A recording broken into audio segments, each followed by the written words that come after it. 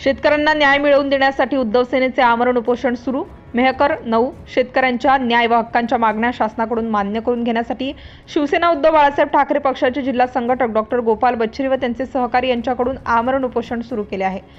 शेतकरी राजा आज विवंचनेत आहे। बी बियाणे खतांसाठी त्यांच्याकडे दमडीही नाही। कर्जबाजारी होऊन कशीबशी पेरणी केली आहे। त्याच्या न्याय हक्काच्या मागण्या मान्य करून घेण्यासाठी व मागण्या पूर्ण होत नाही तोपर्यंत डॉक्टर गोपाल बच्छिरे व त्यांचे सहकारी आमरण उपोषणासाठी बसले आहेत। शेतकरी राजाच्या मागण्या तेलंगणाप्रमाणे 3 लाख पर्यंतचे पीक कर्ज त्वरित माफ करण्यात यावे। पीक विम्याची रक्कम शेतकऱ्यांना त्वरित देण्यात यावी। दुष्काळ, अतिवृष्टी व गारपिटीची नुकसान भरपाई त्वरित देण्यात यावी। ठाकरे सरकार प्रेमाने सोयाबीनला 8,000 व कापसाला 11,000 रुपये प्रमाणे दर देण्यात यावा। शेतकऱ्यास शेतीसाठी अखंडपणे 12 तास वीज पुरवठा करण्यात यावा। मेहकर विधानसभा मतदार क्षेत्रातील जलजीवन मिशनच्या कामाची न्यायालयीन चौकशी करून त्यात भ्रष्टाचार करणाऱ्या दोषींवर कडक कारवाई करावी।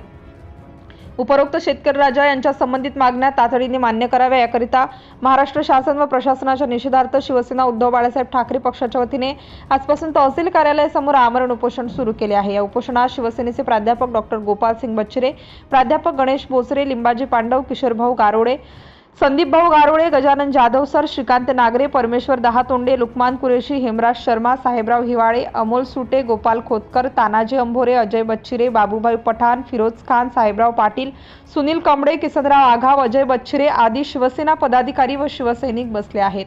सिटी इंडिया न्यूज साठी प्रतिनिधी शेख वसीम, सुलतानपूर। कर्जमाफ झालेच पाहिजे। पीक विम्याची रक्कम मिळालीच पाहिजे। पीक विम्याची रक्कम मिळालीच पाहिजे। दुष्काळ, अतिवृष्टीची नुकसान भरपाई मिळालीच पाहिजे। शेतमालाला हमी भाव मिळालाच पाहिजे। 12 तास वीज मिळालीच पाहिजे। शेतकऱ्यांना 12 तास वीज मिळालीच पाहिजे। आज शेतकरी बेटाकुटीला आलेला आहे।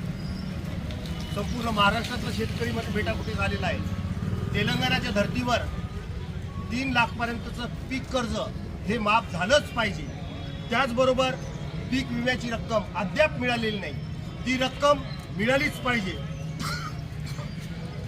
दुष्काळ, अतिवृष्टी आणि गारपिटीची नुकसान भरपाई शासनाने अद्याप दिलेली नाही, जाहीर करून सुद्धा दिलेली नाही, ती नुकसान भरपाई मिळालीच पाहिजे। त्याचबरोबर ठाकरे सरकारच्या काळामध्ये जसं सोयाबीनला 8,000 आणि कपासीला 11,000 रुपये पिकाचा भाव होतं ते मिळालंच पाहिजे। शेतकऱ्याला सलग 12 तास वीज मिळालीच पाहिजे। मेहकर विधानसभा क्षेत्रामध्ये जे जलजीवन मिशनचं काम झालेलं आहे, अत्यंत बोगस काम झालेलं आहे आमच्या लुकमान भाईच्या भाषेमध्ये, आणि हे बोगस कामाचं निवृत्त न्यायाधीशाच्या माध्यमाने चौकशी होऊन यात भ्रष्टाचार करणाऱ्यांना कडक शासन झालं पाहिजे।